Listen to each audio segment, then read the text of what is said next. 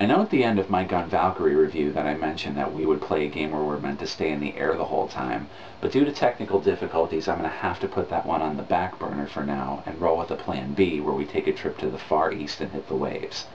Introducing another game from back in the day that always piqued my interest, Bloodwake. This was actually the last game released in the system's launch year of 2001 on December 28th, and got dismissed by a lot of people at the time, including myself, as a Twisted Metal ripoff on water with boats. Even Maddox made a similar statement on one of his articles on his website, which is interesting since Maddox's specialty is skull-fucking supreme knowledge into people's eye sockets consistently. But, as usual, I wanted to play this one no bullshit style and see if it holds up for myself. So, does Bloodwake get sunk to the bottom of the sea when it comes to vehicular combat games, or does it manage to sail the high seas with the best of them? Let's take a look. The story with this game starts with the developer Stormfront Studios, whose resume includes many industry awards, including one from the Academy of Interactive Arts and Sciences in 2002, and a portfolio spanning 17 years of games. Some examples include various EA Sports games for both the PC and multiple consoles, a few of the classic quote-unquote gold box Dungeons & Dragons games, including Gateway to the Savage Frontier and the original Neverwinter Nights thanks to a partnership with SSI, and other fantasy-based games. On the other hand, they developed Aragon and got closed down a couple years later. What a way to go out of the entire industry when the second to last game you develop is fucking Aragon. Bloodwake itself was created from a prototype graphics engine put together by programmer Ralph Nocell and a couple Stormfront artists while, as fate would have it, Microsoft was shopping around for a new developer with a new mission-based action game for its new console at the same time. The development of the game really took off once David Westman of X-Wing fame took over as lead designer and brought his passion and knowledge of naval warfare to the table to help shape the art direction as well as the story, which contract writer David Ackerman Gray helped flesh out. By the time Microsoft's hottest new addition to the Xbox reached the QA department at HQ, after Stormfront finished development ahead of time, testers who weren't assigned to the game enjoyed it so much that they spent their free time playing it. This impressed Microsoft to the point of granting the dev team additional time to polish up the game before release. And if video game publishers weren't such money-grubbing assholes and actually gave the development studios out there time to put spit and polish on their bug-ridden pieces of software, the video game industry wouldn't be a colossal, frustrating, fiery train wreck of an abortion it is today. The main menu consists of 4 options. Story mode, where the main campaign takes place. Battle mode, where either single-player or multiplayer scenarios can be played. Options to set your, well, options. And game demos to take a quick gander at other first-party Xbox games. Battle mode is much more fleshed out with the content you will unlock in story mode, so we'll glide through there first. The story here takes place in the Gulf of the Moon, where 3 factions fight for control of the Dragon Sea as well as the surrounding landmass. You take the role of a young naval commander named Shao Kai, formerly of the Northern League, who was rescued by Ped Zhang, the leader of another faction known as the Shadow Clan, after your ship, along with your entire crew, are obliterated by a surprise attack at sea. In exchange for saving your life, you offer up your abilities to help the Shadow Clan, a ragtag group of refugee raiders, pillage large merchant ships from the more traditional and mystical Jade Empire and their leader, Lord Sri Brahna. Both of these factions, however, are small potatoes compared to the third and largest faction, the Iron Empire. Their leader is led by the ruthless Shao Lung, who cobbled together provinces in the shadow of the Jade Empire as well as the Northern League by siding with leaders of some factions and killing off the rest of them, and intends to destroy all other factions that are not already dissolved into his empire. The manual even states that he declared himself Khan over these territories, making his name Shao Lung Khan. His name is Shao Kahn? Really? They couldn't think of any other Asian or Mongolian-sounding name? At least now we know what he's up to when he's not overseeing Outworld. If you haven't pieced it together by now, the caption on the back of the game case and the opening cinematic spell it out for you. Shao Lung is Shao Kai's power-drunk brother and was the one responsible for the attack on his squadron. He knows this for a fact after mentioning just a few moments ago in the manual's prologue that the attack was so fast he didn't know what happened, yet remembers the exact boats that ambushed him. Is that because he was delirious while floating on a small piece of his ship in the middle of the ocean, but suddenly remembered everything when he was rescued? Anyway, Shao Kai doesn't mention this to Ped Zhang, whose female advisor suggests bringing him aboard, and plans to use his expertise to move up the Shadow Clan ranks to eventually get revenge on his brother, a promise he made on his piece of his mother's talisman he has kept with him for good luck. Wonderful. An Xbox game with a storyline that actually makes sense. It's not exactly original, but at least it lays out a solid foundation with room for twists. It's not like Gun Valkyrie with a scientist that went apeshit for no reason, had you laying waste to hundreds of insects that were actually infected citizens for no reason. It didn't give you a phone-end ending where, oh, well, crazy shit happens. We've established that the storyline and every character in this storyline has a solid purpose before we've even started the first fucking level. The game is broken up in 28 stages over 6 acts, which each follow a theme throughout the story. You'll spend the first act proving your loyalty and courage to the Shadow Clan, and your first mission is given to you by Gamal the Knife, a jealous and rugged hot-headed pirate. It's an easy mission that involves ambushing a few of the Jade Kingdom's small sampan ships that were hired by a merchant named Among Pak for protection. You also take on a friend as first mate who has been bringing you up to speed within the clan itself, named Ahmed. This mission also helps you get accustomed to the controls, which do take a little getting used to, mostly due to handling the weight of the ship. On the default control scheme, the D-pad and left thumbstick control your vessel, right thumbstick allows you to move the camera and see what's on the sides or behind your boat, the left trigger fires your chain gun, the right trigger fires your secondary weapon, B zooms in and out of your mini-map, X activates your turbo, A switches your secondary weapons on boats that have more than one of them, and the white and black buttons change the camera view and toggle the HUD display respectively. The HUD is pretty self-explanatory. The yellow marker on your radar is your next destination, and the panel directly across from the radar shows the ammo you have left for your current secondary weapon, with the turbo meter on the top and your health meter on the bottom. To counteract the slower, more weighted feel of the ship, I found it much easier to switch from the left thumbstick to the D-pad exclusively, since it gives me a tighter feel when navigating my boat. But use what works best for you. The other two control schemes in the options menu seem to switch around radar zoom to the otherwise unused Y button, and maps the throttle to one of the trigger buttons while letting you fire a secondary weapon with the A button, but I felt fine with the default controls. You can also turn off your controller's vibration in each of the controller configuration profiles if you so desire. As far as the graphics go, they are very well done for a quasi-launch game from 2001 for the Xbox. The water effects were incredible for their time, and they not only look fantastic, but depending on the weather and the firefights going on around you, the ocean's waves can actually throw off the trajectory of your steering and weapons. The characters in the boats actually animate well, the crunch of a torpedo hitting another ship is satisfying, and the explosions you cause feel great as well. No complaints here. On the second mission, you're formally introduced to Ped Zhang's mysterious advisor, Lady Helen, who briefs you on your next mission to capture a tribute payment in Jade Kingdom waters from the now scared shitless merchant Among Pak, and this is where I have to stop and address the voice acting. It's awesomely cheesy. The game is set in a fantasy Asian world, yet your character sounds like a gumshoe from the 1920s, and Lady Helen sounds like a certain lady from a British intelligence agency.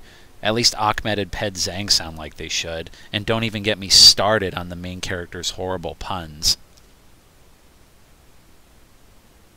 Just who launched this assault? The Colonials are gone, and the Jade Kingdom doesn't have anything that powerful. Guess I was too busy sinking to catch their name. Consider your first mission a test. All you need to do is sink a rope line of Jade Kingdom sampans at Sweipu. An idiot merchant named Anampak hired them on as protection. And I'm supposed to let him know that was a bad idea? Just make sure you get them all. Think you can handle it, Navy man? I just need 3 things. A speedboat with chain guns, Ahmed as first mate, and you out of my face. Shao Kai, your raid has convinced the merchant Pak to extend his hand in friendship. In other words, he's offering the Shadow Clan tribute if we promise not to turn his sampans into toothpicks. Very good. Due to the snowstorm outside, looks like I'm up on top of Ice Mountain without a paddle. Looks like I'll have to go outside and clean off my car, which could be a very frosty endeavor. Then again, those chicken wings I had last night are really spicing things up a little too much inside of me. Looks like I'll have to go and evacuate my own vessel. You receive your first secondary weapon in this mission. To use these weapons effectively, I'll give you guys a tip that will definitely help you out on the higher difficulties and in the later levels, and it has to do with the symbols that are displayed above your targets that you undoubtedly noticed in the first level.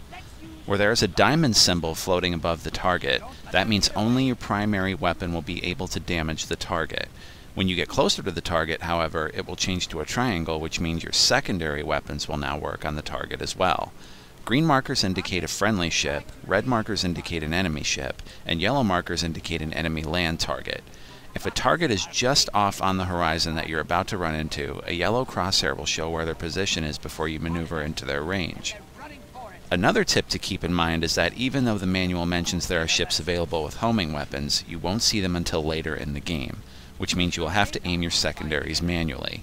I had a bit of a rough time later in the game when I first played this, since I couldn't figure out why my weapons weren't hitting the ships when it was actually me being too far away and or me not directly facing the target. Learning how to dumbfire your weapons is vital to your survival in this game. After avoiding the Jade Kingdom's obvious trap and collecting the payment, Dick Tracy and his cohort get the bright idea to sneak into a Jade Kingdom base and blow up their munitions depot in the middle of the night to prove themselves to the Shadow Clan. While blowing up a few guards and flattening the munitions is easy, our heroes didn't count on a fleet of reinforcements coming in to block their escape.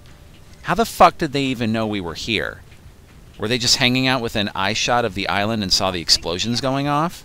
This mission can be frustrating, since trying to battle half a dozen ships at the same time while being in firing range of all of them is suicide, and trying to sneak out will only result in you getting blown to pieces.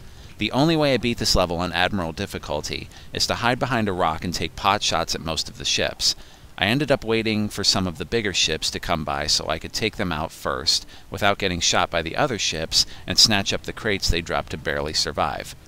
Great fucking plan, guys. Maybe you should have a plan B in case you run into enemy reinforcements like this. Just an idea.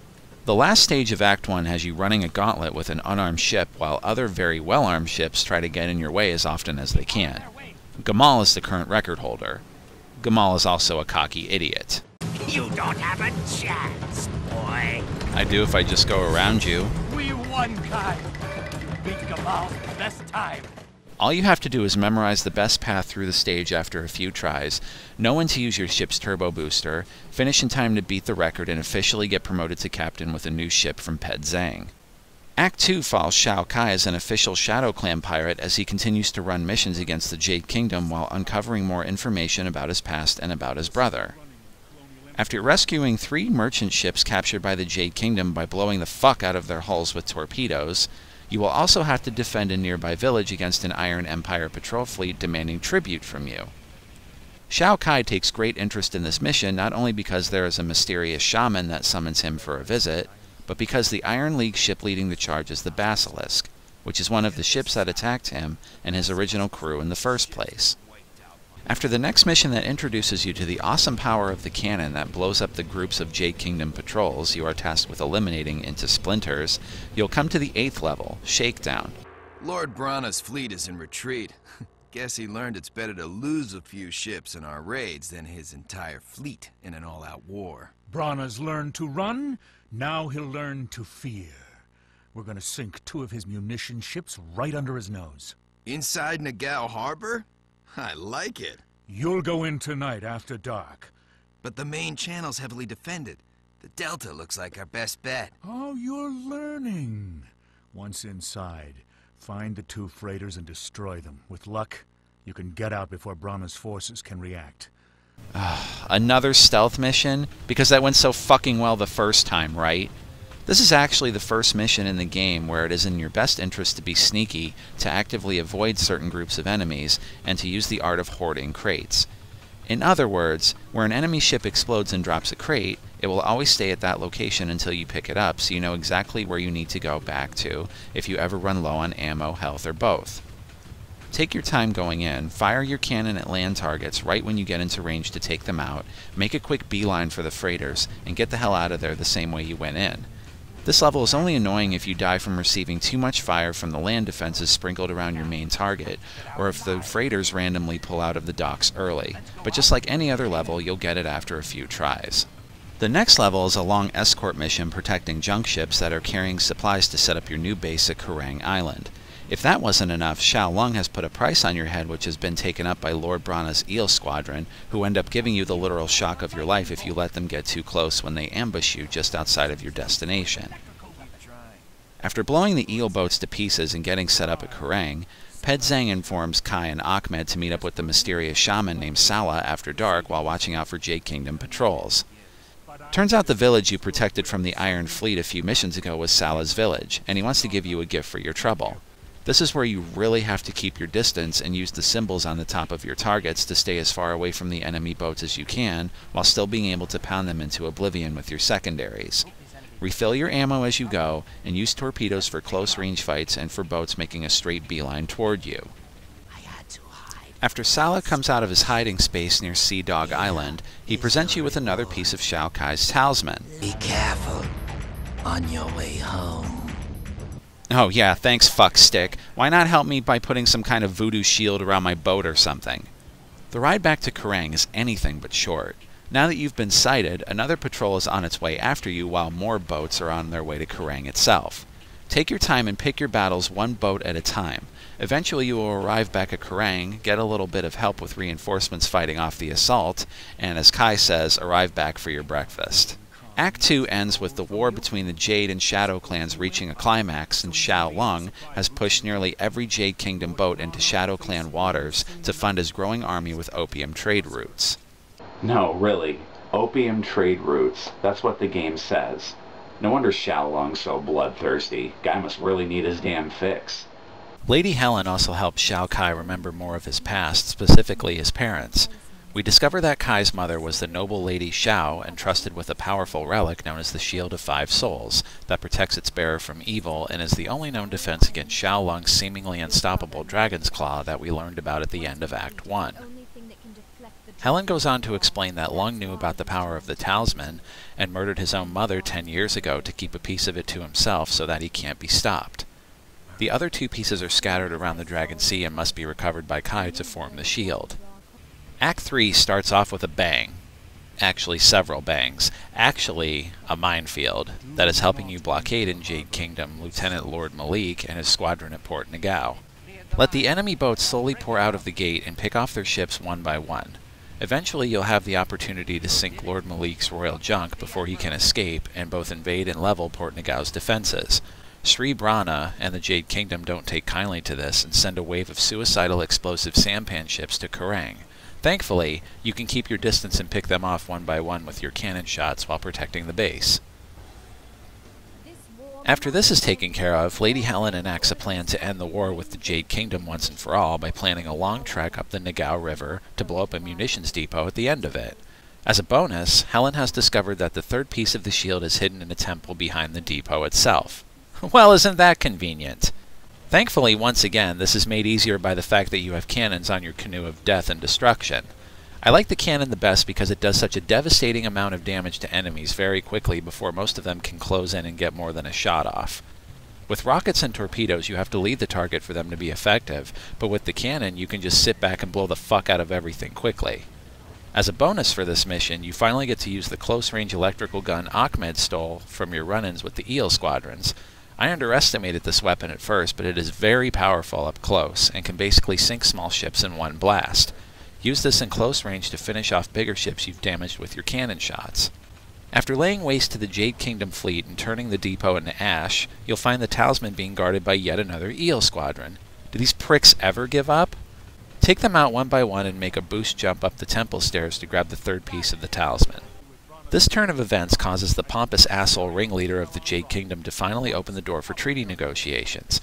Lady Helen has agreed to meet him at a nearby neutral monastery on Talon Rock, where the monks there have agreed to let them use for the peace talks. Helen also requests Xiao Kai to be her escort since Xiao Lung caught wind of the peace talks and wants to prevent an alliance opposition, and that another ship that attacked his crew, the Octopus, will lead the assault flotilla. Okay. First of all, why would you have this treaty in the middle of nowhere instead of a fortified base? Let all the ships and captains on each side know what's going on so they don't fire on the other faction ships while they meet up at a base of their choosing. This has the double effect of making the Iron Empire think an invasion will take place instead of peace talks. I guess they don't trust each other enough to do that, so they have to meet at a fucking rock in the middle of the ocean? It's not like high-ranking officers of two major factions would be attacked in a wide open space while they have tea and biscuits aboard their ships surrounded by cannon fire and explosions, right? No, really. They don't even have the treaty discussed in the safety of the monastery. They just sail their ships close to one another in a small circle of rocks while you quickly have to dispatch the octopus and his fleet swooping in from 3 different directions. How did the Iron Empire know we were having a treaty discussion in the middle of nowhere anyway? Their sources? What is it with everyone having shadowy quote-unquote sources? Do they really have some schlubs sailing all over the Dragon Sea in the middle of the night all day, every day, just gathering information and sailing some more to get it back to them? Or does every high-ranking commander in this game have a cell phone on them and get text alerts for this sort of shit? Even if they had spies sailing around in small sampans all the time, how do they not get discovered, kiss a torpedo, and take a dive to the bottom of the ocean? Maybe each clan has moles planted inside of them from other clans, but even then, how do they get the information back and forth so fast? You could go along with the understanding that each mission has a sizable gap of time between them, I guess, but in this case, how else did Xiaolong know of an impromptu treaty being made in secret between 2 of his opposing clans in a neutral zone he has nothing to do with? Something smells fishy here, and it ain't the sea. Anyway, you fight off the intruders, Lord Sri Brana hits on Lady Helen, which pisses off Shao Kai since he's had a hard-on for her since first laying eyes on her, and Ped Zhang announces the united fleets between the Shadow Clan and Jade Kingdom to take on Xiaolong and the Iron Empire. And you can consider all the levels we've played up to this point an extended training course of sorts, because shit's about to get real. I spent at least 3 times as long playing these levels coming up rather than the first half of the game. And I can't even tell you how many times I've had to record these levels just to get a perfect take on them. You have to know exactly where to go, which enemies to engage in combat, which enemies to avoid, and of course in old school gaming fashion, the only way you're going to know that is to play these levels over and over and over again and memorize everything. Act 4 immediately starts out with Shao Kai taking a mission from Lord Brana. To be more specific, a really fucking stupid suicide mission.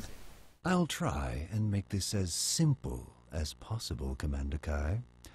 I need you to lead a high-speed rescue mission into the occupied harbor at Black Moon. Black Moon's still heavily guarded. We go in, we're taking fire. Who are we after? The Prime Minister? A princess? You're retrieving the royal jewels. Excuse me? We were rushing to get them out when the Iron Fleet took Black Moon. They're hidden in unmarked crates, so they might still be in place. And this is worth risking a ship and crew? We may need that money to fund our offensive, and since I'm not used to explaining myself to pirates, consider this meeting adjourned. This isn't a big deal until you start the mission and realize what you're equipped with to enter this completely fortified enemy installation. A speedboat with nothing but a lightning gun as your secondary weapon. That's it. Not only do you have to get close to boats while avoiding their cannons and torpedoes while pathetically plinking away at their steel hulls, you have to make your way through minefields with your autocannons too. How? By firing at them from a distance hoping they blow up.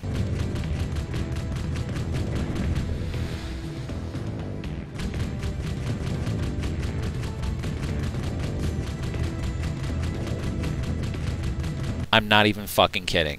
After that, you have to hug the cliff wall to avoid the land defenses scattered along the cliff sides to reach the base where the treasure is, and you'll find out that simply running into dash and grab is suicide since all of the treasure crates are being heavily defended by even more enemy cannons. So what do you do now? The only way I got past this was to find cover by the temple on the right-hand side of the harbor and plink away at the land targets, one by one. Very slowly. Oh, and watch out for the other ships that will start to patrol the harbor that can kill you in one cannon blast. This entire mission is bullshit. Not one fucking person knows how to plan attacks in this game that makes sense, do they? Brana even acts like an asshole when the mission starts. Fetch me my treasure.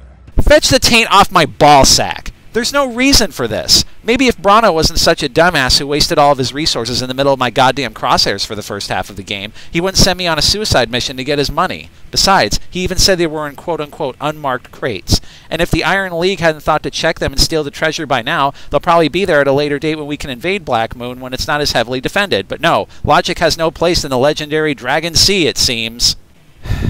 After you manage to clear out a few of the land defenses and make a quick beeline for the 3 treasure crates, get the hell out of there the way you came, and watch out for reinforcements near the entrance. The fun continues in the next mission when Lady Helen learns of a heavy impending attack on Kerrang by the Iron Kingdom to blow up your munitions stockpiled there. Naturally, Pedzeng is out on raids with the Shadow Clan fleet, so Shao Kai commandeers an Eel squadron to hold off the attack. Kai and Helen suspect a traitor in their ranks since the timing of this attack seems too good to be true, and immediately suggest Lord Brana playing the double agent card. This mission is more frustrating than the last because while you have a much more powerful vessel and teammates, facing 20 heavily armored Iron League ships head-on is suicide. After playing this level a few times, you'll notice that the larger enemy ships will race into the base to blow up your munitions as fast as possible, and the smaller ships trailing behind them will take potshots at you and fill the sea with deadly torpedoes at the same time. This level seems impossible at first, since if you manage to survive long enough to destroy most of the boats, a few of them will manage to sneak into the base and destroy all of your munitions in less than 5 minutes. This one calls for unorthodox tactics. Speed out of the harbor while dumping a few mines into it, so hopefully your special guests will hit a few of them, and then make a sharp turn to race past the entire enemy fleet. You then want to make a quick sharp turn behind the last squadron and flank the smaller enemy boats so they're not a menace to you and your teammates. Destroy them with your lightning gun and torpedoes as fast as you can, and then concentrate on the bigger ships. If you do it right and fast enough, you'll manage to surprise the entire enemy fleet while only losing maybe half of your munitions. Things get a bit easier in the next mission, where you're assigned to flank a series of cargo supply ships heading back to Black Moon Harbor through the Emerald Straits, which you will see much more of in the near future. The easy part comes in when you somehow manage to capture an Iron League patrol boat and can use it as a disguise. Wait, didn't we just capture an Iron Fleet patrol boat? No we didn't. I just blew up every last one of them while we were just defending Kerrang. When the hell did this happen? Would it have killed Stormfront to throw in another line of dialogue or two in the last mission to say, hey, don't blow up that last ship, we'll capture it instead to sneak up on them later? No, they just pull something out of their collective asses again and expect us to go along with it. If we're going to pull things out of our ass, I'm sure Lord Brana's is so tight he had 3 crates of treasure stored up there to begin with, so I wouldn't have to invade Black Moon in broad daylight with a few lightning bolts strapped to a boat that had fucking newspaper for armor. All you will want to do in this mission is to sneak up behind each squadron, take out the smaller ships one by one, blow up the cargo ship, and resupply with the crates they all leave behind. Wash, rinse, and repeat a few times, and this one's in the books. After that, now everyone decided that we should invade Black Moon Harbor with a head-on attack while escorting Brana's commando unit to the inner harbor. Awesome strategy, geniuses. They won't be expecting a wily, cunning plan like that. This is one of the harder missions in the game that took me quite a few tries to get through, which I finally managed to step by step. Here it goes. Help your allies take out the 4 land turrets on both sides of your squadron and ignore the patrol ship making a beeline for the junk since it will get blown to smithereens. Move up and take out every land turret you see. While doing this, Ahmed will point out the minefield dead ahead of your position, but ignore it. Enemy ships will appear and draw the attention of your ally ships, and the mines will most likely explode in the ensuing crossfire battle between them. Once most of them are cleared out, move in closer to the harbor and focus on taking out targets one by one. As you move closer to the harbor gates, more reinforcements will come out and attack the junks in the back row, so take them out as quickly as possible. Take out the giant destroyer ship in front of the gates from a distance with torpedoes, take out the rest of the land targets, and let the junks reach the gate. Sounds easy, right? It would be if it wasn't for a few things. First, your teammates are mostly retarded and will have no trouble moving right into your line of fire as you're frantically trying to take out enemy ships. Next, your resources are limited in this mission. The only replenishing you'll receive is from the half-dozen ships you will encounter, so say a prayer that you will get a good mix of health and ammo from ships you destroy. Finally, even if you do everything right in this level, you'll come across the most annoying thing that kept me from giving this game a near-perfect score: sequence-breaking bugs. Sometimes the junks in the back that you're supposed to be protecting won't even move after you've cleared out the entire harbor. Sometimes they will move into the harbor but won't actually move by the gates, but have no problem swirling around in a circle acting like a giant fucking neon bullseye for the enemy. I had footage of this, but got so irritated at this happening in later levels and not being as familiar with the game as I would have liked, that I deleted all my footage from thus far and started over, but it definitely does happen. I thought there was something screwy going on with my copy, but after doing some research online, this has happened to other people in random levels. After playing this level way too many times, Brana's elite commando unit will reach the gates. My troops are inside, but the Imperial garrison still controls the inner waterways, and Lung Khan's fleet is closing fast. I don't think my men can hold the port. Then we'll let it go. The fourth piece of Kai's shield is hidden in a sunken temple upriver from the harbor. How does he know that? Whatever the cost, Kai, you'll have to punch through their shore defenses and patrols to reach the temple. Make some noise. This is no time to be subtle. Are you insane? Lung and the dragon are almost here. His dragon's claw could destroy the entire fleet in minutes. How can you possibly get the talisman in time? I don't explain myself to pampered aristocrats. Now ready my ship. I can make it. Ooh, sick burn. I don't have time for your logical explanations. Now ready my ship. I have a suicide mission to go on. While the mission might suggest to hurry through the Delta, you actually want to take your time, or you will be ripped apart. You know the process intimately by now, I'm sure. Weaken enemies from a distance, take out the land targets, finish off the ships, and resupply with the crates. After clearing the area around the temple, grab the fourth piece of the shield and pray that Ahmed opens his mouth on the way out. Looks like we'll have to fight our way out. If he doesn't say this, congratulations! You've come across another broken sequence bug. What's supposed to happen is the dragon is supposed to show up and you'll have to speed past it to escape. What will happen if the sequence breaks is that you will have an easier time escaping since the enemy ships will stop getting in your way and the dragon will not appear at all, which is peculiar since the mission briefing at the beginning of the level states to get out before the dragon arrives. After narrowly escaping death once again like the game assumes you can do at the drop of a boat anchor, you learn that Black Moon was completely destroyed by Xiao Lung and the Dragon's Claw, and finally learn Lady Helen's backstory. She used to be a spy for the Northern League who infiltrated Lung's army but was found out, captured, and tortured by Xiao Lung personally, which explains her hatred for Kai's brother. She joined the Shadow Clan hoping for revenge one day and now realized Lung can be stopped once the pirates found Shao Kai and his piece of the talisman. With this, they finally embrace as they decide to focus all of their attention on destroying Xiao Lung once and for all. Act 5 starts with a return trip to the Emerald Straits where you will have to guide supply ships upriver to build another base. Everything seems like a gentle Caribbean cruise until Kai and Ahmed realize they are sailing right into an ambush. You'll have to take down as many of the land defenses the Iron Empire has set up as fast as you can while fighting off the ships that are attacking your cargo ships. Once you barely manage to do that, then you have to fight off multiple Octopus-class ships waiting for you near the exit of the straits. This mission may seem tough, but the next time you come back here, you'll be wishing it was this easy. After escorting the supply ships to safety, Pedzang learns that Gamal the Knife, who mysteriously disappeared during the destruction at Black Moon, stole their hydroplane prototype boat and is going to show it off to Xiao Lung at the Xiao brothers' home port of Kun Bay.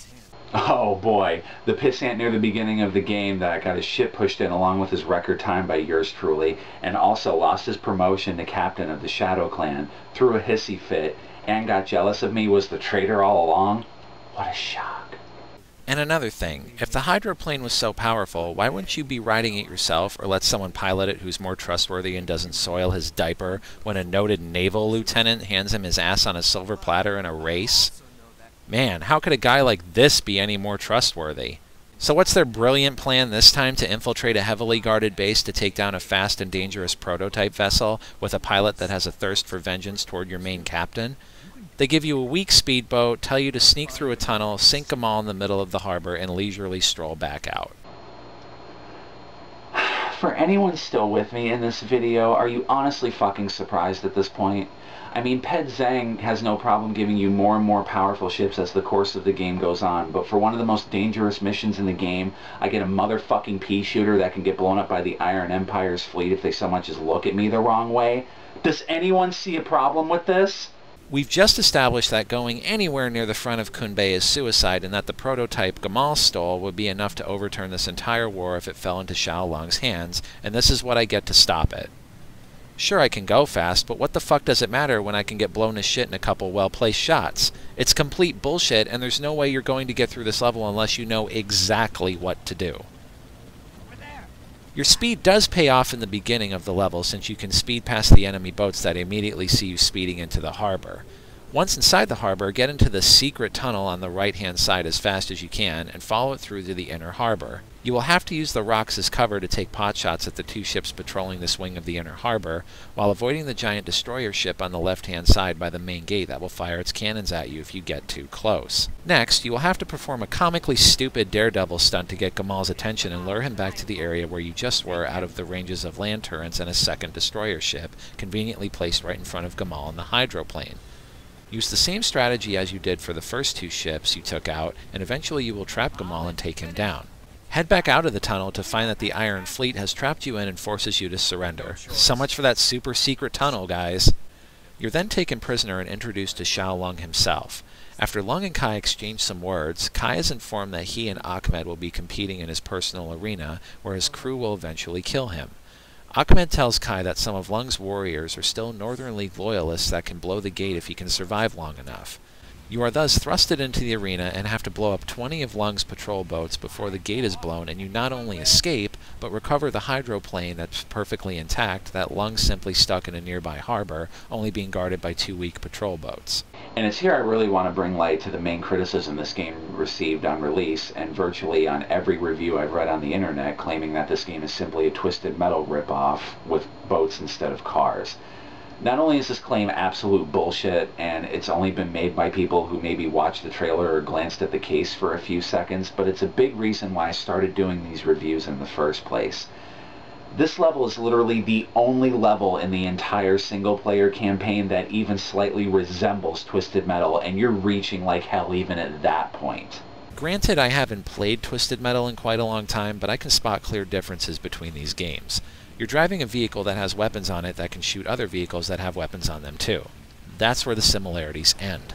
In this game, you have a story that dynamically follows the war between 3 factions in an Asian fantasy setting where you have mission-based objectives laid out to you before each level that culminates into something more exciting than a random guy winning a tournament. Twisted Metal isn't a bad series. My point is that it's hardly ideal to compare the two, and people who do so are either trying to be witty or are uninformed idiots who haven't played the game at all. I mean, it's a small step above giving the game a one-liner review like Blood Wake, more like Snore Wake, ha ha ha. After capturing the hydroplane and escaping, Ahmed fixes it up enough for it to be your primary boat for the rest of the game. We escaped Lung's games and recovered Gamal's hydroplane in the bargain. Lung's security didn't put up much of a fight. She could use a paint job, but she's still seaworthy. That's pretty damn impressive since I gave Gamal a watery grave with him inside of it just 2 levels ago. Did Lung's army have a small squad of scuba divers go down, recover it from the bottom of the ocean, and completely restore it in record time? Now that I think back on the storyline and things like this, they sure do pull a few things straight out of their asses. But then again, you can't expect too much realism in a fantasy setting where we're hunting down a magical talisman to stop a magical weapon from destroying a navy faster than it takes to tie your shoes. Your next mission is one of the toughest in the entire game. Xiao Kai and Ahmed must recover the 4 pieces of the talisman that Xiao Lung stole and is currently having escorted back to one of his bases in a cargo ship. So where does the hard part come in? Randomly spawning patrol boats on top of the 4 destroyer battleships that are currently escorting the cargo junk into the Emerald Straits. You have to be extremely quick and destroy the destroyer escorts one by one while continuously replenishing your ammo and shooting down the torpedo boat reinforcements that will pester you non-stop. They shoot so many torpedoes, in fact, that your last new weapon, the wave gun, will help destroy torpedoes in their tracks, which you will be learning to use very quickly. Not only that, but you have to destroy all 4 escort ships and intercept the cargo ship before it reaches the entrance of the Emerald Straits you had to pass through at the beginning of the act, or you will be overwhelmed with enemy reinforcements. Patrol boats will seriously descend on you like flies on shit and won't even give you a chance to do anything except be a sitting duck. When you finally manage to steal the cargo junk in time, you then have to fight off heavily armored torpedo boats while the stolen ship makes its way back to your starting point where an allied ship of yours is waiting to guide it back to your base. And once you manage to do all of that, after dozens and dozens of tries at this level, you still run the chance of the game fucking you over. There's another sequence-breaking bug. I've seen it multiple times where once you finally manage to intercept the cargo ship and make it all the way back to the starting point where your ally is waiting, both ships will just sit there and nothing will happen other than the enemy reinforcements attacking your ship over and over and over again. Whereas what's supposed to happen is that a cutscene's supposed to play with Shao Kai confirming that you got the cargo ship to safety, so the level can end and you can start the next one. But if the former happens instead of the latter, the only recourse to fix it is to, you guessed it, play the entire level all over again. I literally almost broke my controller over this level. How do these sequences break so easily on a game that was not only finished ahead of schedule, but got play-tested into oblivion? After the game finally decides to stop torturing you enough and let you actually complete the level, you'll find that Xiaolong is obviously livid at your escape and has formed a search party with the dragon and his squadron to find you, leaving Kunbei wide open for a frontal assault. You are tasked with helping a squadron of ships clear the outside of the harbor so that Brana's commandos can get into a side alcove near the harbor in one piece. Ugh, Brana again? When can we throw this guy over the side of the ship to the sharks already? Wasn't this a complete waste of time last time at Black Moon? You learn that Brana ends up being 2 for 2, as his elite commandos could barely breach the outer walls and are considering retreat when Ped Zhang comes up with another plan, packing 3 war junks with explosives that you will lead into the inner harbor gates. This will enable Kai to reach the back of the harbor where you discover Lung has been keeping the final piece of the talisman for safekeeping. Ped Zhang will hold off Lung's fleet in the meantime. After the junks are slow to reach the gate, Ahmed wonders if we can jump the gate instead of waiting for the junks to breach it. And wouldn't you know it, there's a ramp hiding behind a peculiar stationary patrol boat right beside the gate. After resupplying with any crates you can find, you jump the ramp and end up on the other side of the gate right into the line of fire of multiple defenses. Quickly take out the cannons one by one on the right-hand side and move to the right around the temple to engage the nearby patrol boat and the additional cannon on the far corner of the temple. Surviving here is a crapshoot under such heavy fire, so it may take you quite a few tries. When you finally manage to eke through, grab the crates near the back of the level and blast away as many of the defenses as you can from a safe distance. Afterwards, Ahmed will instruct you to blow the gate and grab the talisman inside. Whoa, so we can just blow up gates now all of a sudden? Why couldn't we do that in Lung's arena before and just get the hell out of Dodge? After recovering the last talisman and fighting your way through reinforcements to escape, you'll learn Ped Zhang was killed while holding off Lung's fleet but has managed to damage the dragon's engine so it is a sitting duck. The final act opens with Shao Kai assuming leadership over the Shadow Clan and taking a torpedo squadron out to finish Lung's warship once and for all. After fighting off the last of Lung's torpedo boats and staying far enough away from the dragon to avoid its cannons, but close enough to let the dragon's claw blast hit you, you reflect it back a few times and sink the dragon. Yep, that's it. Dragon sunk, world saved, and all I had to do was sit there and let the poor bastard be destroyed by his own weapon. That's Bloodwake. See you guys. You're finished, Lung. Hey, that's Lung. He's getting away. Aw, son of a monkey's little hairy nutsack bitch. You didn't think it would be that easy, did you? We discovered that Xiaolong, the ultimate pussy, has escaped to his super-secret Dr. Wily-esque fortress, and Shao Kai decides to finish him once and for all. Why the fuck couldn't I just go after him as he was speeding away? They clearly see him escaping and do nothing but sit there and go, yep, that's Lung escaping alright. Chase the fucker down and turn him into tinders, you fucking tools. Instead, we find out that Lung is hiding in a fortress far upriver from where you enter his secret base, and have to fight through his royal guard, made up of basilisk boats, octopus boats, minefields, and turrets. This is by far the hardest level in the entire game, and for all the wrong reasons. It's a lazy copy-and-paste gauntlet of mini-boss boats you've sunk before on at least a couple of occasions, and he even has the balls to insult you when you get killed. This level is made somewhat easier by having cover in each area as you move upstream and can effortlessly take out minefields with your wave gun. After cautiously taking out Lung's defenses one by one, he finally cuts his retarded version of hide-and-seek short and comes out of his fortress to face you one-on-one for the most epic battle ever. Or you can just pound the shit out of the side of his boat as he's stuck in the tunnel like this. That works too.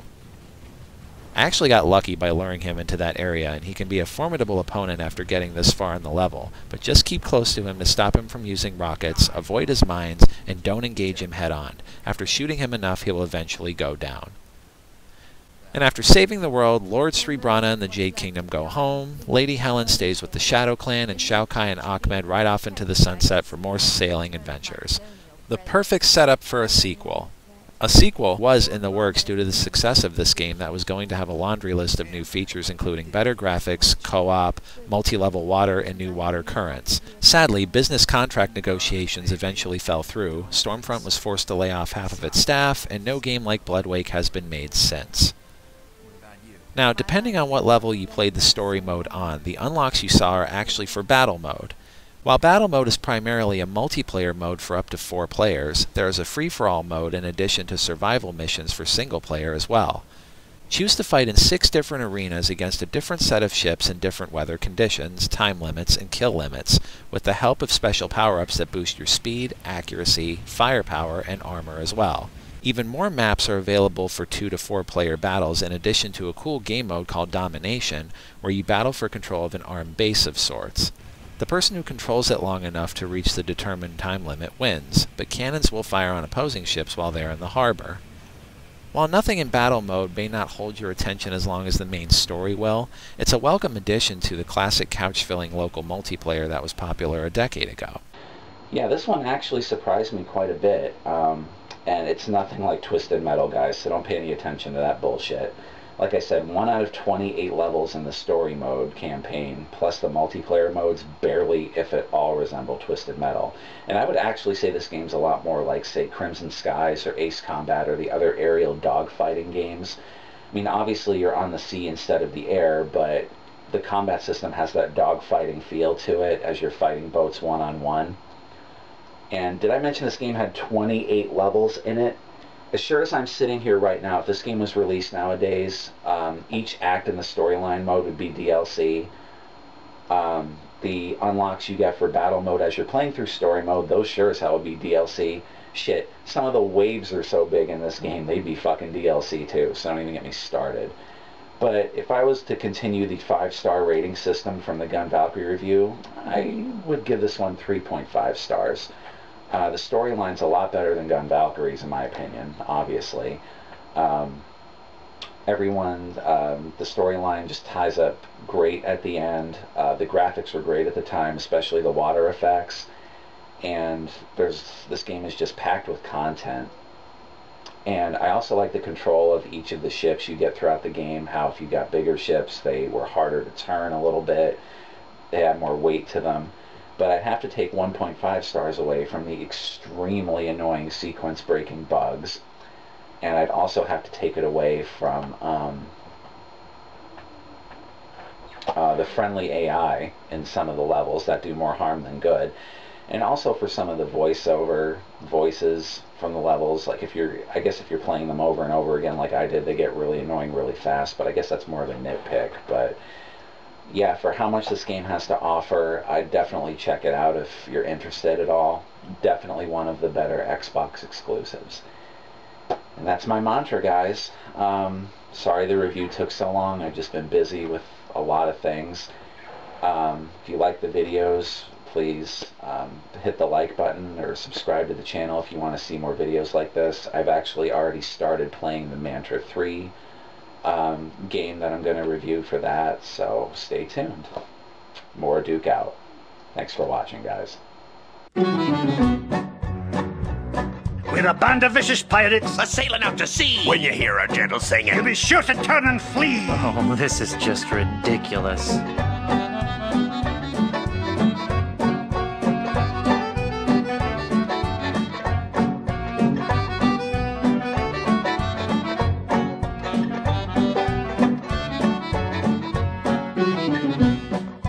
Come on, men. We've got to recover that map.